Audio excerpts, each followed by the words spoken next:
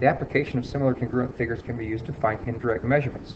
In particular, in example 3, we're going to use the idea of similar triangles to help us find an indirect measurement across the lake that would be more difficult to measure by hand or by any physical tool. So we'll look at the question here and apply our similar figures concept. The city of Mansfield plans to build a bridge across Pine Lake. Use the information diagram at the right to find the distance across Pine Lake. What I want us to focus in on is the fact in this picture we have two triangles that are represented. We want to make sure that we can verify that the two triangles that they have presented to us are actually similar to each other. So what I'm going to do is I'm going to highlight these two. There's one triangle here. It's definitely a right triangle. And if it has a right triangle, then we know for sure that it's got to match something else in the other triangle. I'm just going to try to highlight that again in pink. So this pink one, are these two triangles similar? If those two triangles are similar, then I've got to make sure it passes a couple of tests. Number one, are their corresponding angles congruent? And number two, are their corresponding sides in the same proportion or in the same scale factor? So I'll put proportional.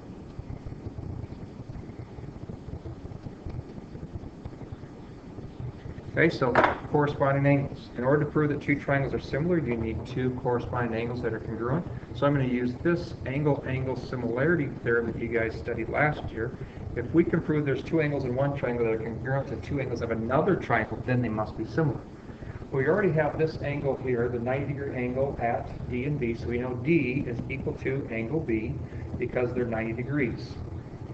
Then you also learned something last year that was called the reflexive property, or the same angle. We know that this angle A is in both the blue triangles, so angle A is congruent to another angle A.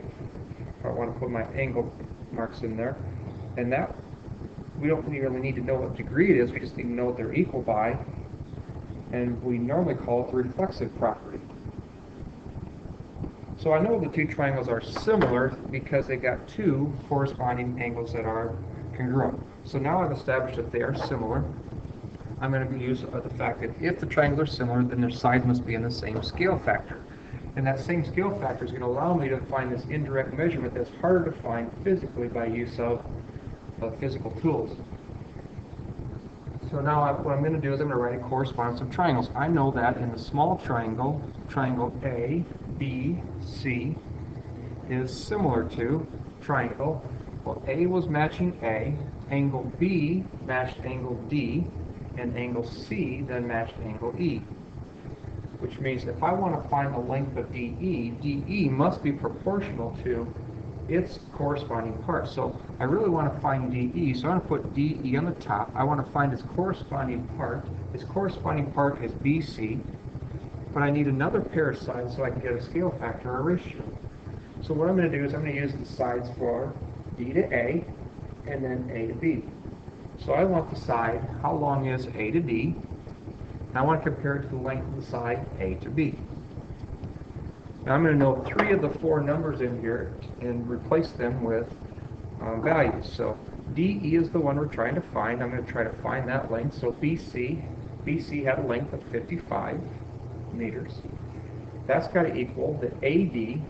If I go from A to D, I got to be careful to add the 120 plus the 100 because that's the entire length of that. So that is a total of 220 meters. Is to its corresponding side, which is just from A to B, and A to B is simply 100. So then we can solve this proportion one of two ways. A lot of times people will use the terminology they can cross multiply, and I can multiply across. Or in my preference, since I have DE on the top, I want to get rid of dividing by 55. So to find DE, I simply multiply both sides, take 220 over 100, and I multiply it times 55. And that'll give me the length of DE. So we can run some calculations on this and come back with a final solution to this. We're going to take 220.